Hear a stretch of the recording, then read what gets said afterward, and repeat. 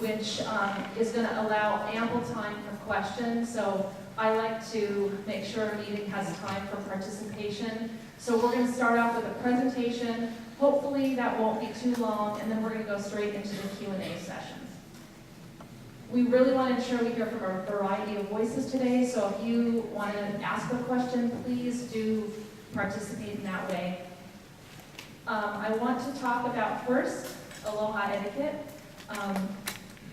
I bring meeting session guidelines to every meeting I facilitate because I want to make sure that we're able to be together in a way that's productive and respectful. So basically, listen to understand. What that means is have an open mind when you're hearing what people say. Try to think about where they might be coming from and what questions you might ask to gain further understanding. Be respectful. We all know what that means. I'm from LA originally, where most people are not. One of the things I love about Hawaii, and that brought me here 20 years ago and kept me here, is how much people are friendly and kind here compared to a big city like LA. Be concise, so when it's time to speak, we're going to allot a certain amount of time, but if you don't need to take that time, don't, because it'll give more people a chance to participate. Speak your own truth, so say what's true for you. That's not to say what 20 other people you think talk about. Speak from your heart of what your beliefs are, what your ideas are. Avoid repetition. That would mean, in this instance, if someone's already asked your question, you can just, you don't need to ask it again because it's already been asked and answered. Agree to disagree. So I can see already that we have people on multiple different sides of this issue. I never think there's just two sides. So it's okay that we don't agree on everything. There's no such thing as a society in which everyone agrees, or even a family in which everyone agrees. It's healthy to have disagreement. So that's okay. Challenge ideas and not people. What does that mean? Personal attacks are kind of uncool. If you don't agree with what someone says, you don't need to make it personal. And then also, phones, devices appropriately. So obviously, this meeting's being recorded. That's fine.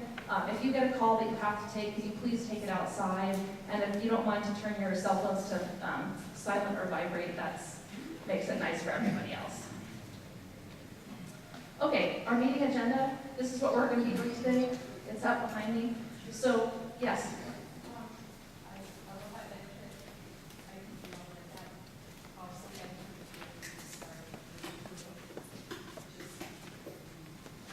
That would be great. Can I just finish my intros part and then what's your name, ma'am? Navihini. And you're suggesting that you could offer a blessing to start? Okay. So the overview of the meeting is what we're doing now. Aloha etiquette I just did. Then we're going to have presentations from the Department of Health. We're going to move on to a short presentation from Honua. Then we're going to go into the Q&A session. And then we'll have some closing remarks. And then if anyone has any really technical questions related to either of the permits, there's tables on either side, and I'm not sure which is which yet, but they'll tell me. And then so people who want to get really technical with those guys will have a little bit of time afterwards.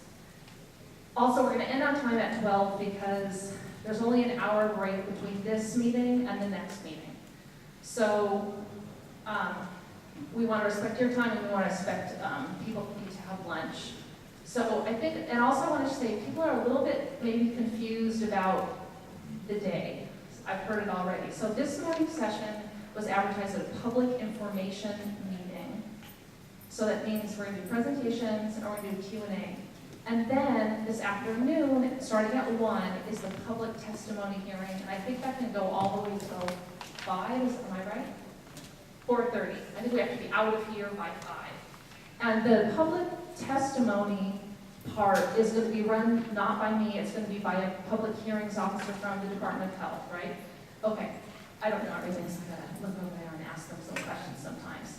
And that is when you would be providing your verbal or your written testimony, is this afternoon, and starting at 12:30 you can sign up to present. Okay, let's see what else I've got. Hold on one sec. Let me just make sure I've gone through all my points that I need to go through. Okay, and then, yes, Kuna? One of the teachers asked if the students could testify first, and then they have to get back to school and catch the bus home. Oh, okay, so that would be a question to direct to these folks here, but this is not the testimony part right now. So this is the public information part. So one of the teachers, you can go talk to someone over there and ask them those questions.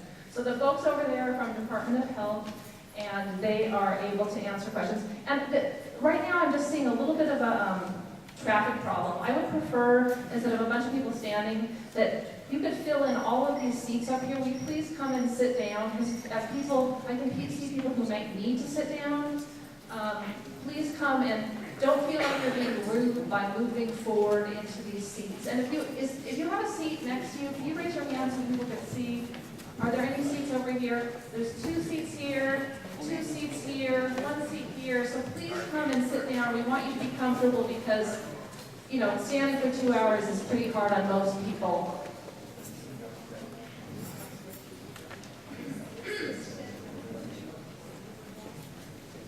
I believe this is being recorded. Am I right or am I? Yes, it's being recorded. Yes, oh, I'm sorry. Yes, it is being recorded. So please, for folks who want to sit down, there's more seats. I don't know if you heard that. Please come sit if that's what's comfortable for you.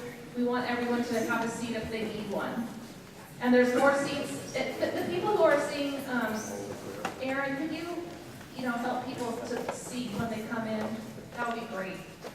I hate for anyone to have to be standing. Okay, you can do a short blessing.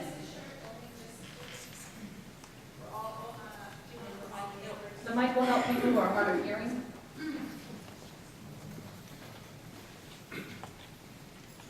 Aloha, we're all neighbors, all ohana, we all share this moku. If you know the Ogi Ehomai, could you not stand and join me?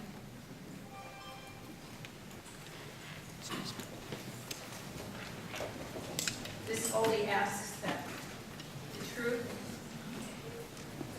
this Oli asks that the truth and that what is unseen be bestowed upon us for the highest good.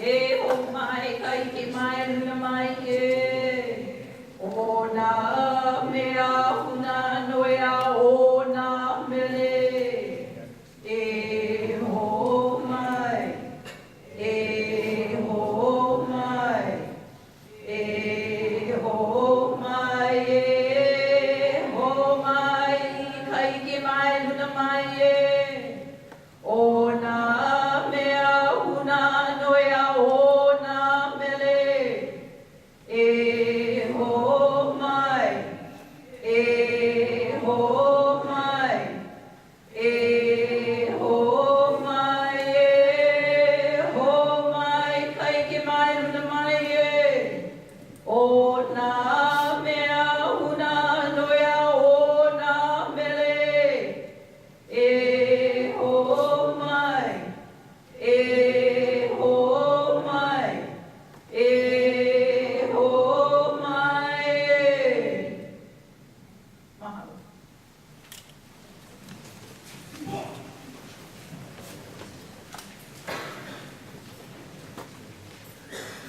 Okay, so now we're moving to our first speaker, which is Dr. Keith Kawaoka, if I'm saying names right. He's the Deputy Director for Environmental Health with the Department of Health. Aloha. Good morning, everybody. My name is Keith Kawaoka. I'm the Deputy Director for Department of Health. And on behalf of the department, I'd like to welcome you and thank you for attending this morning and possibly this afternoon's hearing. Thanks for taking the time out from your busy schedule to do that. I just want to quickly introduce the DOH team that are here today. First off, Joanna Cito, she's the branch chief of the Safe Drinking Water branch. Norris Uehara, also with the Safe Drinking Water branch. From the Clean Water branch, Daryl Lum, the acting branch chief, as well as the section chief for the permitting section. Glenn Heine is the permitting section. And from our local district health office, we have our district health officer, Aaron Ueno, Eric Honda, Teresa Vigui, and Neil Wakai. we've received, for these two pending permits, over 100 comments so far on each of the permits. And that's why we felt that it was important to get additional public comment for these permits as well. That's why we're having these information meetings as well as the public hearing today. You have the opportunity to testify in the afternoon with oral comments. If we don't have the opportunity to do it, you can always submit written comments. We also have had some requests for contested, what we call contested permit or contested case hearings. Those requests are being referred to, which I forgot to introduce, Steve Jacobson, our state hearings officer, who will preside over that hearing this afternoon, but also be reviewing the request for public hearings as well. And then you'll get Steve Jacobson will give you a reply to your request. The next slide. Who's doing the slides? What you're going to see is the Environmental Management Division programs, which I mentioned, Safe Drinking Water Branch and Clean Water Branch here. There are other programs that are also involved with possibly this project, either a pending permit application or an ongoing permit. And that's what this slide is basically saying. There's other programs that are involved, including like the Solid Hazardous Waste Branch, bringing waste management issues, the Clean Air Branch, regarding any air emissions from this facility, as well as the wastewater branch. Like Julie said, we want to get to the Q&A part as quick as possible. But in order to do that, we'd like to give you sort of a quick overview of the permitting process, where we are in the current permitting process right now for the pending permits in question. And if we cannot provide you the direct answer here, we'll provide you or direct you to the appropriate program for that answer, either within DOH or outside DOH as well. I also want to mention that Honua is present here as well. She introduced Warren Lee. He wants to introduce anybody in particular, but Warren Lee is the president of the organization.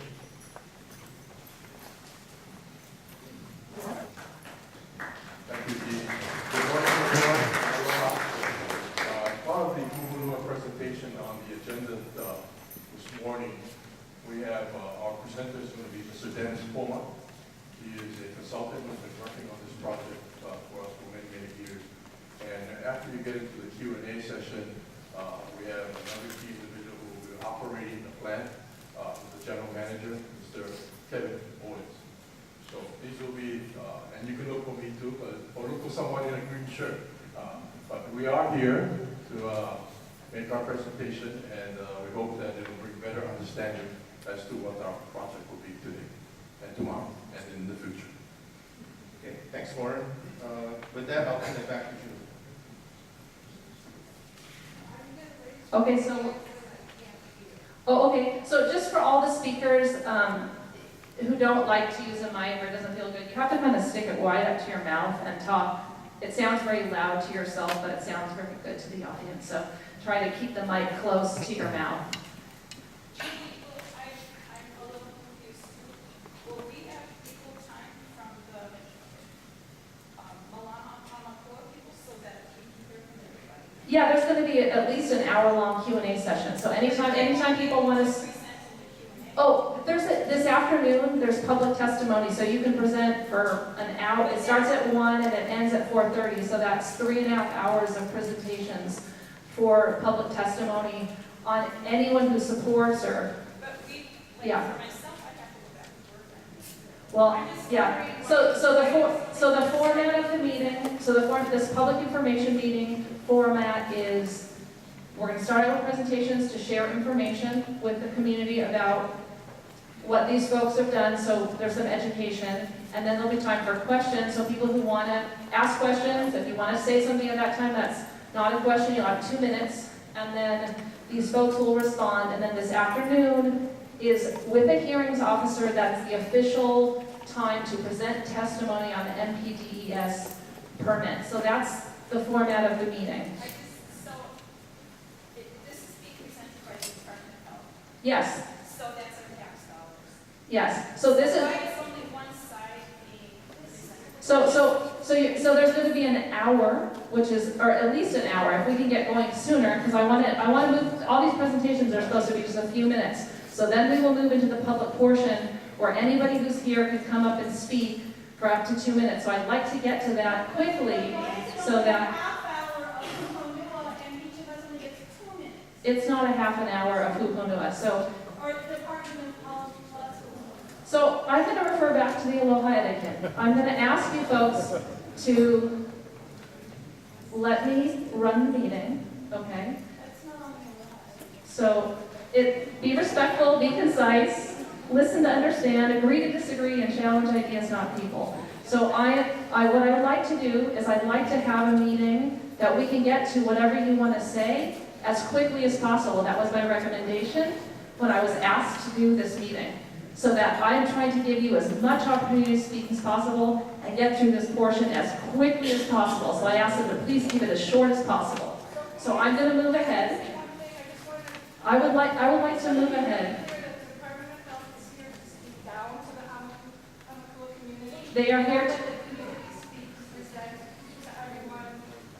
we're here to do both things. They're here to present some information. I don't see, so let's, instead of assuming that anyone has any kind of intent, let's give people an opportunity to share information. And if you would like to get information or share your own information, there will also be an opportunity to do that, and I'd like to get to it. So I'm going to move on. So the next part is going to be Glenn, who's with the Clean Water Branch. He's going to give an overview about the application and draft permit for the National Pollutant Discharge Elimination System, and I will give it over to him. Thank you. Yeah, so one of the permits that the hearing this afternoon will be about will be this NPDES Industrial Stormwater Permit. So I just wanted to give a little bit of information about the Industrial Stormwater Permit. First of all, the National Pollutant Discharge Elimination System, that's NPDES permits, they protect the water quality by regulating discharges to state surface waters, which is the ocean or streams. One of these permits is the Industrial Stormwater Permit, and that regulates stormwater runoff that comes into contact with industrial processes and facilities. Industrial processes can be material handling and storage. It can be manufacturing processes, equipment cleaning and maintenance, and other operations. Can it be chemical spill? So we're going to hold all questions till later, please. Let us please get through this section, so then all of your questions can be addressed. If you would like, we have cards here that you can write your questions down on now as people are asking. Would that be helpful to pass those out now, so you can save them? Can someone pass out the cards? And that way you can hold those, or if something pops up in your mind while someone's talking, you can save it for later. I'd really like to get through this quickly so we can get to all of your questions, because I know there are a lot. Just to quickly answer that question though, chemical spills are addressed as part of the requirements. So only certain types of facilities need to get this NPDES permit. These could include manufacturing facilities, salvage yards, recycling facilities, food production facilities, and steam electric power generating facilities. And the whole Honua permit is regulated under the steam electric power generating facility. There are a lot of conditions in the permit that are required for Honua. A couple that I'll mention. One of the main ones is that they need to maintain, inspect, and implement best management practices, or BMPs. For those not familiar with BMPs, BMPs help mitigate pollutants that are in the stormwater. They can be something physical, something structural, like a filter that filters out pollutants from the water, or they can be a practice or procedure, like keeping a manufacturing area clean and free from debris. Another requirement under the permit is that Honua will also be required to sample stormwater before it leaves the facility in certain rain events. So there are requirements for them to take sampling get it analyzed, and then send that information into the Department of Health. That's just a very brief, basic overview of the Commissioner's Stormwater Program. Thanks. Okay, next we're going to have Norris. He's going to be talking about the application for an underwater injection control, the UIC permit. Where is he? Show of hand, anyone who's familiar with the UIC program or underground injection control program? Okay, not many. I want to spend a little Can you put the mic up closer to your mouth, please? Okay. I want to spend a little time explaining what my program is and what this UIC permit is meant to regulate and protect. Back in about the 1980s, there were technical committees made on each island to help delineate where our drinking water aquifers are. So for each island, we created maps, and they designated areas where injection wells for industrial wastewater like Honua or sewage can be constructed. And that they did by what they call a UIC line. Areas bulk of the UIC line are where the drinking water aquifers are going to be protected.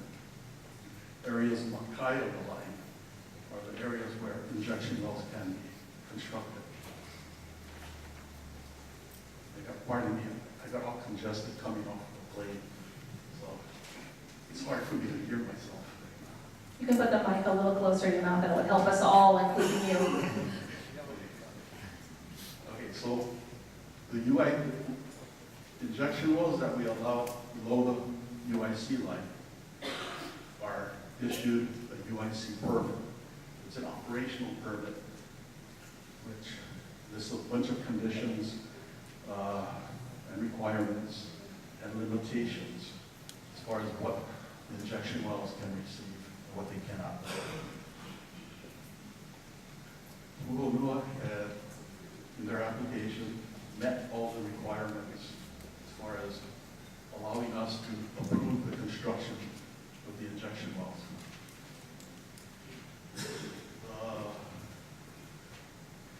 There's one condition that in my regulations it will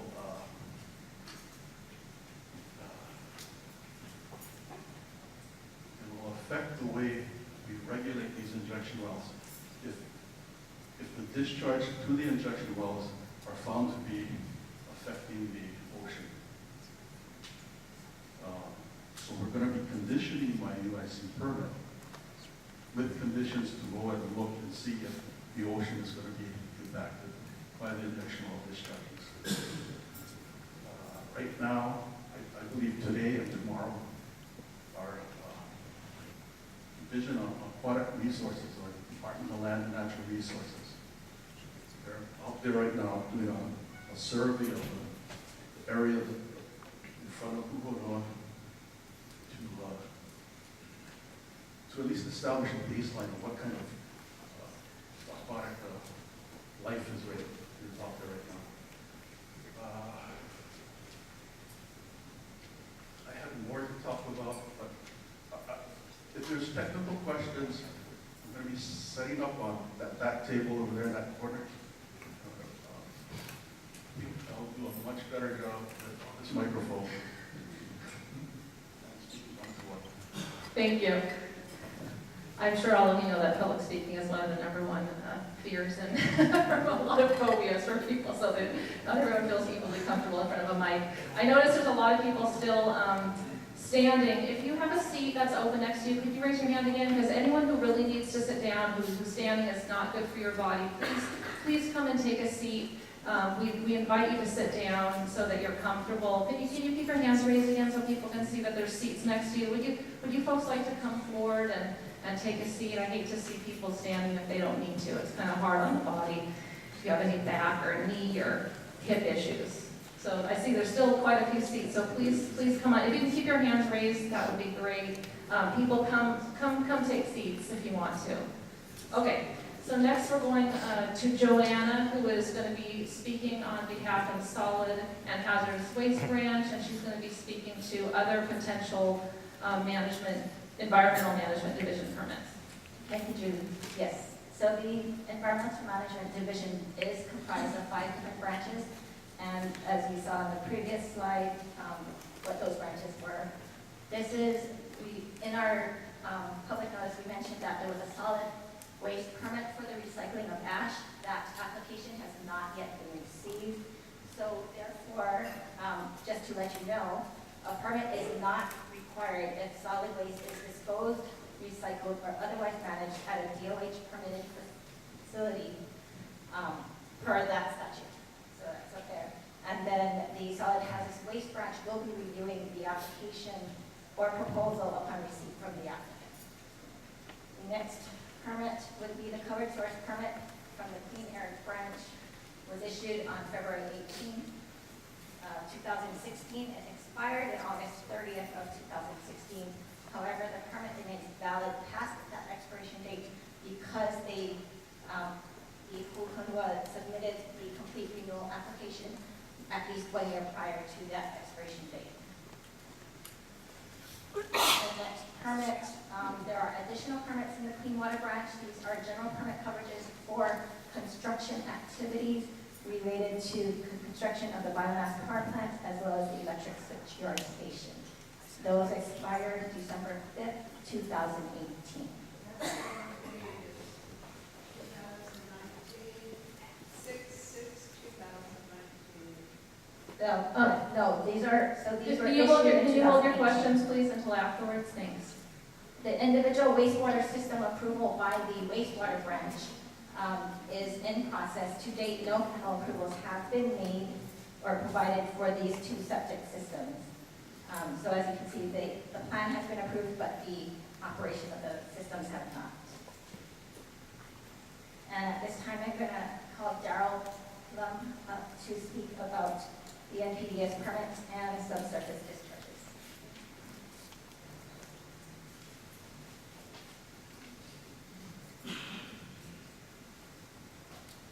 Okay, good morning, everyone. I'm going to be discussing NPDES permits and subsurface discharges. Okay, the reason we're going over this topic is because the Department of Health has received a lot of comments and inquiries from people asking whether the Honua facility discharge into the UIC injection well is going to require an NPDES permit. And this is due to the proximity of the well to the ocean. Okay, so what I'm going to be doing with these coming slides is explaining the Department of Health's position on this. Okay, so in order to explain this topic and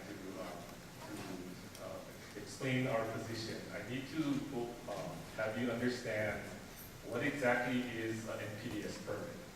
Okay, so according to the Federal Clean Water Act, nobody can discharge pollutants through a point source into a state surface water unless they have an NPDES permit.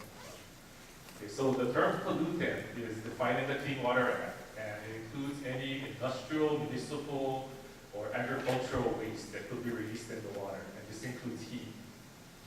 The term point source is also defined in the Clean Water Act, and it includes any confined, discrete, discernible conveyance from which pollutants may be discharged.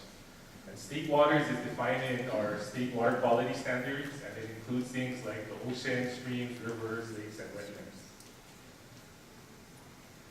Okay, so an NPDES permit authorizes a facility to discharge a specific amount of pollutants to specific locations, subject to all the conditions of the permit. The permit contains limitations on what can be discharged, it contains monitoring and reporting requirements, and it contains special conditions to help with compliance and to protect water quality. The Clean Water Branch of the State of Hawaii Department of Health has been authorized to administer the NPDES permit program in the state of Hawaii. And what this means is we're issuing and we're processing the NPDES permit on behalf of the U.S. Environmental Protection Agency. So the Clean Water Branch has issued NPDES permits to different types of point sources that discharge directly to the state surface waters. Okay, so the question is, what about the subsurface discharges? Yeah, by subsurface, what I mean is when someone releases the pollutants into the ground, percolates, contacts the groundwater, and then carries out with the groundwater into the ocean. Okay, regarding this topic, the EPA has indicated that when there is a discharge of pollutants from a point source to a state surface water that has a direct hydrologic connection to the surface water, this may require Clean Water Act permitting requirements, such as the NPDES permit. The EPA did not state that Clean Water Act permits are required for all pollutant discharges to groundwater in all cases. Okay, so NPDES permits do not regulate groundwater. Hawaii's water quality standards does not apply to groundwater. The only situation involving groundwater that may require an NPDES permit is when the discharge of pollutants to the surface waters can be proven to be by the groundwater. Okay, that is when there's a direct hydrologic connection between the groundwater and surface water that can be demonstrated. So EPA has indicated that this type of situation is fact specific. And some of the things that have to be looked into is the distance that it takes for the pollutants to travel through the surface water, and if the source of the point source is traceable. And all of these factors are very site specific, and it involves things such as geology, flow, and slope. Okay, so in Hawaii, there was a court case, the Hawaii Wildlife Fund versus the County of Maui. And in this case, the court determined that the County of Maui needed to get an NPDES permit for their wastewater, the Lahaina wastewater reclamation facility, because the court determined that the county was discharging treated domestic wastewater into the injection well, and there was a direct hydrologic connection from the well to the groundwater to the ocean. Okay, the court also mentioned that they used 3 criteria to determine whether an NPDES permit was needed, and the criteria was that it was a point source, the discharge was more than de minimis, and the discharge was fairly traceable. Okay, so until the Department of Health can get more clarification on this issue, we are going to follow the Hawaii court's decision and criteria for determining whether an NPDES permit is needed for subsurface discharges. And again, that criteria is point source, more than de minimis, and fairly traceable. Okay, so in the case of Honua, and based on the information that we currently have, the Department of Health has determined that the discharge is not fairly traceable, and therefore we're not going to require an NPDES permit for the subsurface discharge at this time. Okay, Honua has prepared a thermal effects report, and in the report there were assumptions made regarding where the discharge could enter the ocean. Okay, but the actual location or locations of the discharge, or even if it will occur, is unknown. And when the Clean Water Branch issues NPDES permits, we have to specify in the permit the discharge locations. And in the case of Honua's subsurface discharge, we don't know where that is. Okay, so because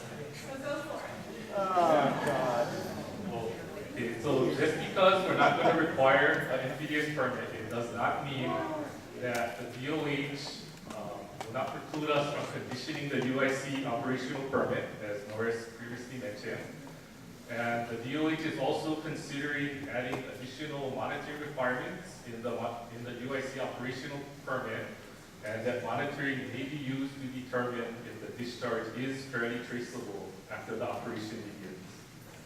But again, the Department of Health is not going to require an NPDES permit for the subsurface discharge at this time.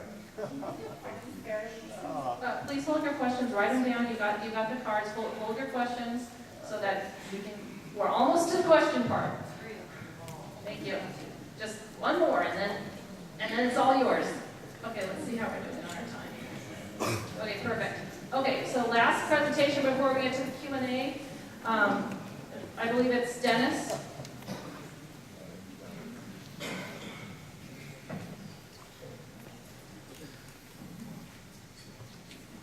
Good morning. Dennis Honua, consultant for Honua. I worked at the old power company many years ago, 18 years ago. So today I wanted to kind of break it down. Dennis, can you put the mic much closer to your mouth? Sure. There we go. Okay, so I wanted to break down what our process is here with the underground injection control wells, where the water comes from, and really to show how simple the process really is, and that this is no different than any other steam electric power generating facility that purifies water, makes steam, and cools. So, you can go to the next slide. You can take page down. Okay, so just a quick overview. This is a renewable power plant, a biomass energy. It's defined by our Hawaii revised statutes. We've had significant planning for, extensively for now 10 years. We are complying with all the rules. We are obtaining the permits that are necessary to operate the plant, including in construction, as well as local building permits and plumbing permits and electrical permits.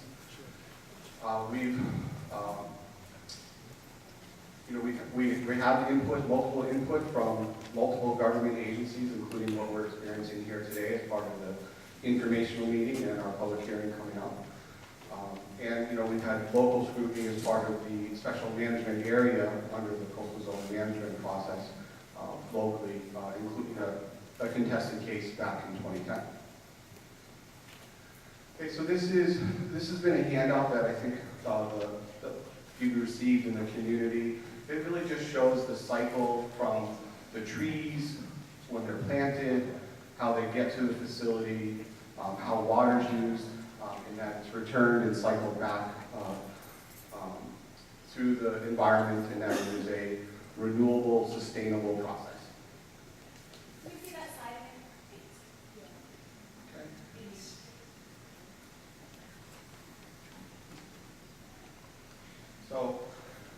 So just a basic diagram. I'm not going to go through individually the steps there. We'd like to get to the process. This is, again, another flyer and handout that we've had to the community, just highlighting the different benefits of the project, from economic benefits to jobs, to environmental benefits, from being carbon neutral, reducing greenhouse gases, and moving the state closer to that 100% renewable energy goal. Okay, so again, today we have the two permits, the underground injection control well permit and the stormwater. The stormwater is pretty basic, where actually, I don't know, Glenn didn't mention it, but it's actually an individual permit. There are two types of permits. The individual permit, we have to obtain because the state does not have its current authority to issue the general permits. Typically, these are general permits for industrial activities due to the types of administrative nature that they issue the permits under. So this is really kind of a scroll down just a little again. So this is to break down and to show really how simple the process really is. And the heart of what we're really talking about today is the underground injection control. And if you look at where the water is coming from, on the right-hand side, we don't have a laser today, but on the upper right-hand side, you can see the brackish wells. And there'll be up to 4 wells that will supply what's considered brackish water to the boiler, the condenser where the steam comes from the boiler. Okay? And it's called non-contact cooling water because it does not come in contact with any raw materials or other impurities as part of the process. It literally comes into this water box. It cools the steam that comes through tubing within the condenser, and then the water passes directly back out into, we're going to have 3 underground injection control wells. And that is actually 99.8% of the flow that's going to reach the wells. The other 0.2% is from the water purification process. And in this case, we have other wells, the non-potable wells that are up the hill a little bit. And those will go into the water purification. And that is purifying the water to create steam. Steam has to be very pure water within the tubes. And it's really to prevent the scale and the corrosion that would be built up within those water tubes. And in the purification process, we're taking a very low salinity, low chloride water, fresh water essentially. We're removing some of those impurities that we don't want to go through the pipes. And that then comes down and goes out through some micron filters and then passes into the UIC wells.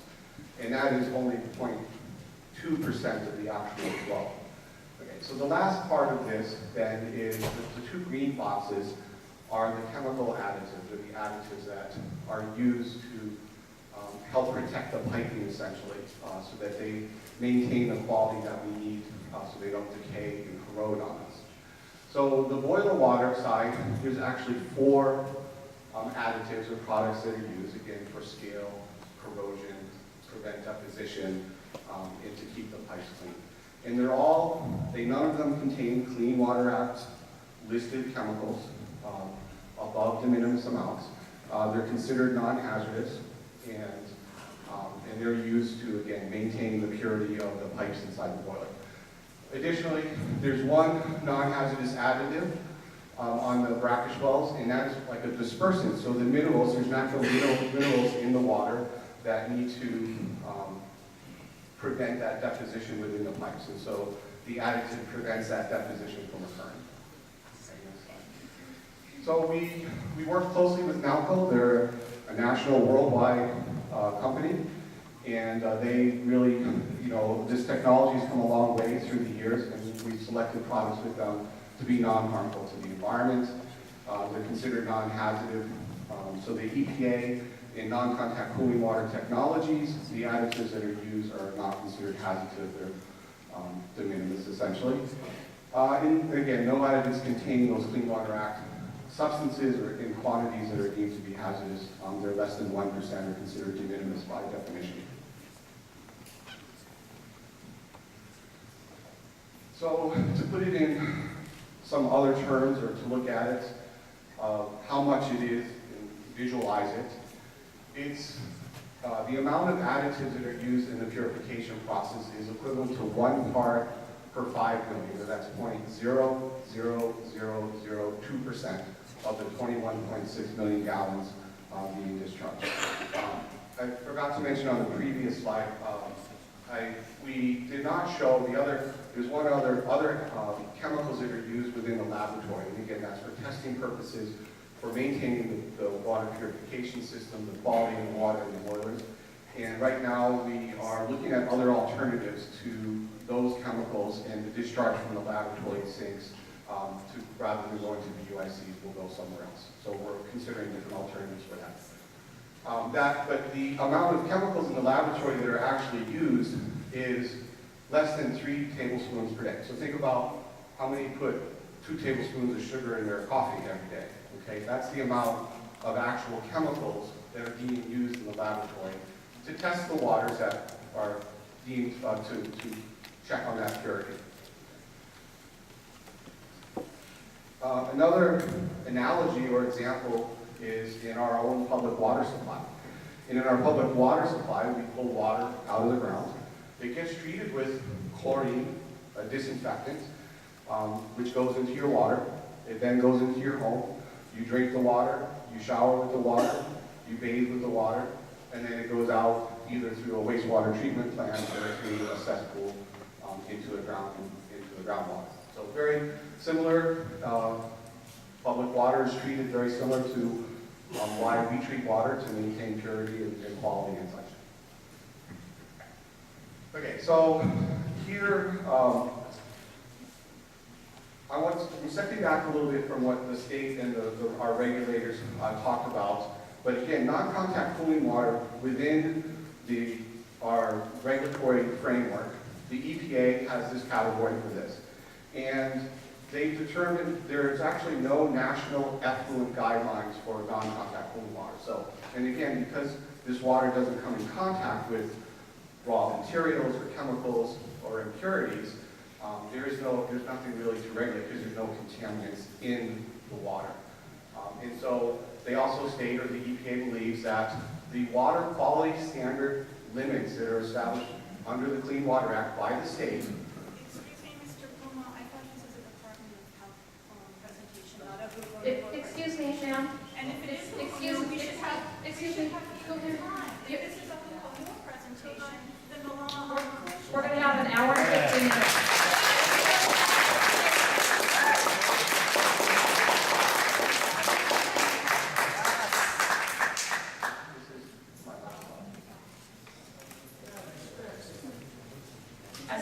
As soon as he gets through this slide, it's going to be time for public Q&A, so please wait. This is not a hearing, this is the public information meeting. The hearing will be at 1 o'clock. It's a one-sided presentation, by the way. We're just stating facts. So please just wrap it up and we'll get to the Q&A. So the last point I was Just making. hold on a second. Y'all have been so great, you've been so civil, you've been so aloha. Hang in there, and we're going to go to the Q&A as soon as the slide is done. This relates back to what Daryl was just presenting under the NPDES and clean water, but the EPA for non-contact clean water believes that the limits that are established by our water quality standards by the state is sufficient to satisfy those best conventional control and best available, technically economical, achievable technology. So, and that is right out of EPA documents for these systems and for power plants.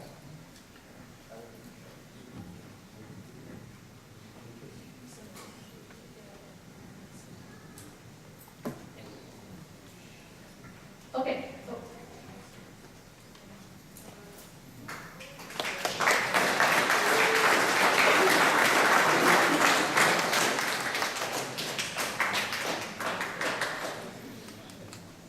Okay, so here's where we're going to go with this. So again, I see, does anyone have seats next to them still open? Do you have any seats? Can you put your hand up?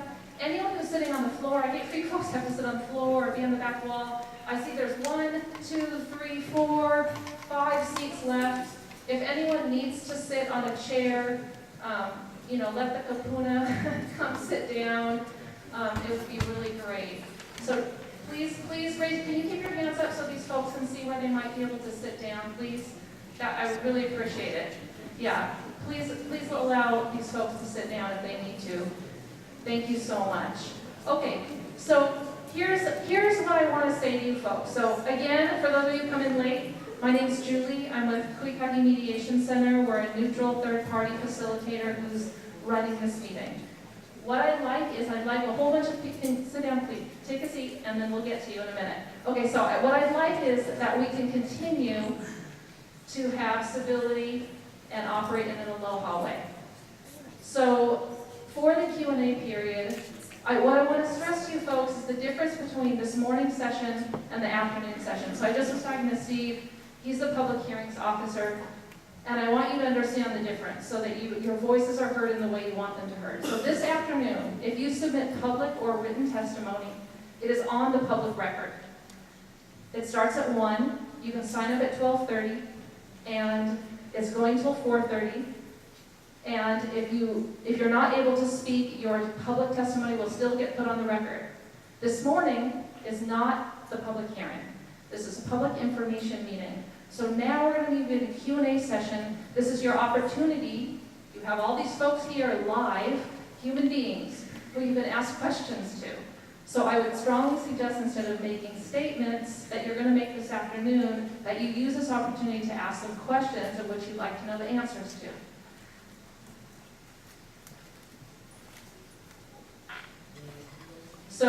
So we're going to do 2 ways to do questions. We're going to do verbal questions for those who are willing to get and have a mic up to their mouth. And for people who that's not their thing, we have written comment cards that you can submit. So I'm going to explain the whole thing, how it's going to go, and then we'll do it. So who are our people who are going to collect the public comment cards? We need more people. Okay, so there, not yet, please. So what's gonna happen is not public comment cards, the questions that you don't want to give into a microphone. So they're gonna go around and collect those as needed.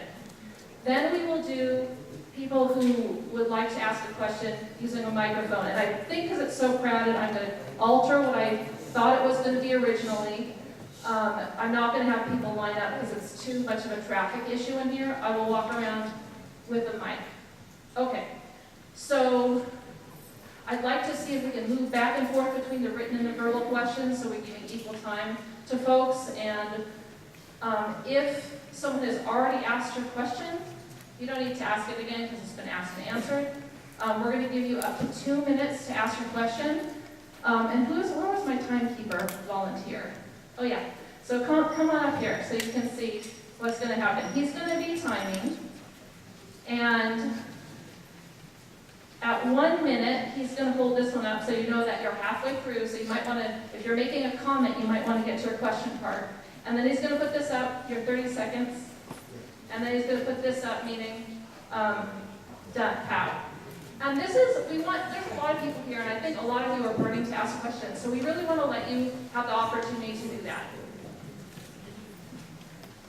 Okay, so what I think I'll do is I think I'll go around the room. I think we'll go around the room and see, I'll just start on this side, go row by row and see, take some questions and then circle back around so that we are able to do this in an orderly and a fair way. Okay, so if you have a written question and you don't want to get it from the mic, if you just raise it up into the air, your folks can, you got to give it to one of these folks. So, who are the people who are collecting the comment cards? There's one, is there some other helper we can have? Isn't there someone else? No, these two, there's one here and one here. So just raise them up in the air and grab it, okay? You ready?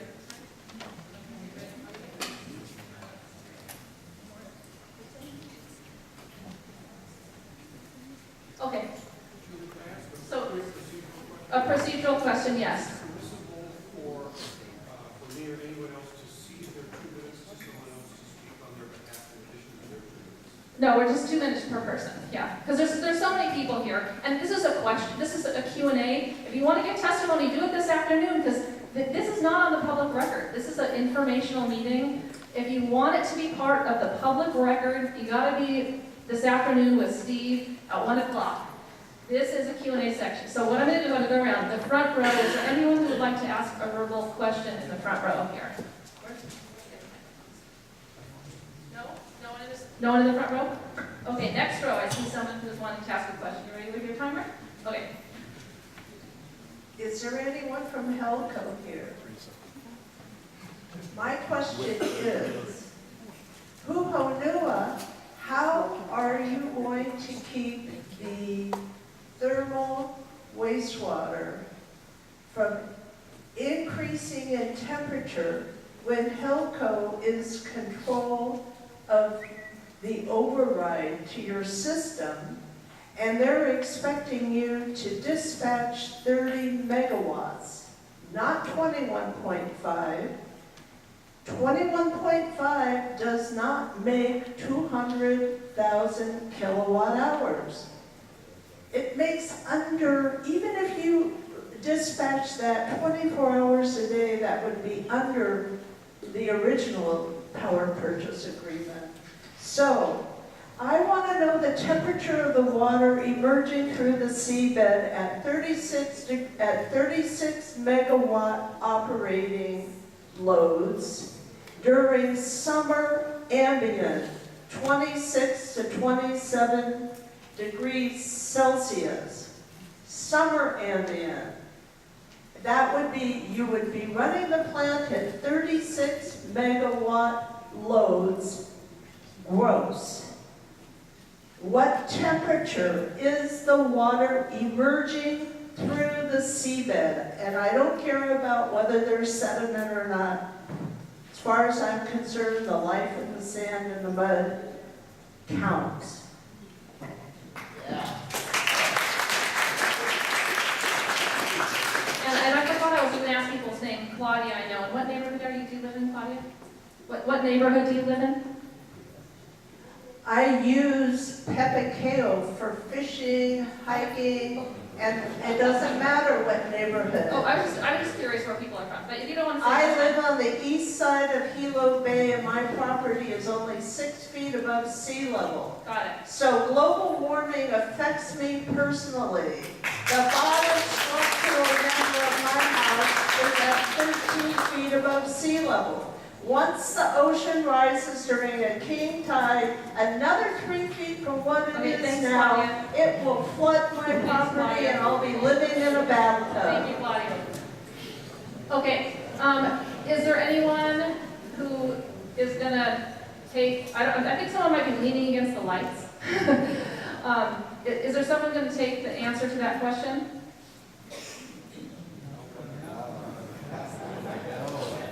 Anyone from DOA each gonna either answer this or tell where the question would go to answer, or no? Dennis Coma, that was directed to Dennis Coma. I don't know where everyone is, because there's so many people in here, I'm not even seeing where everyone is anymore.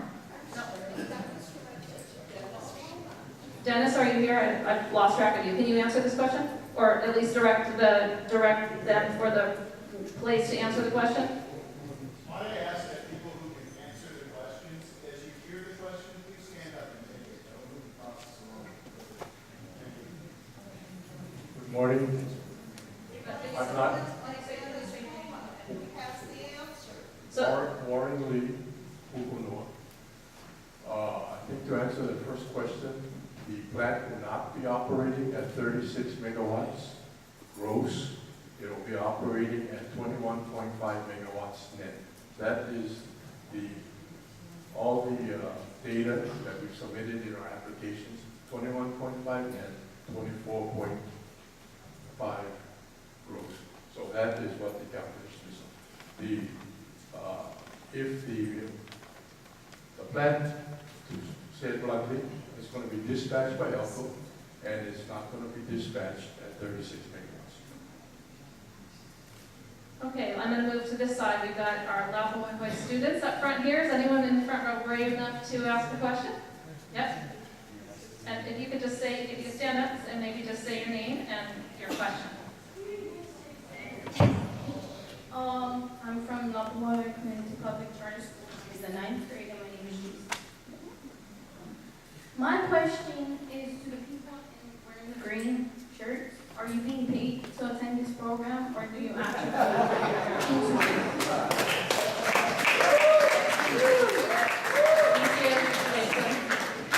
Thank you for the question. Yes, I am being paid to attend this meeting. This is part of our duty as far as being responsible to hear what the community has to say and to reinforce that we will be operating within compliance of the permits when issued. So yes, I am being paid.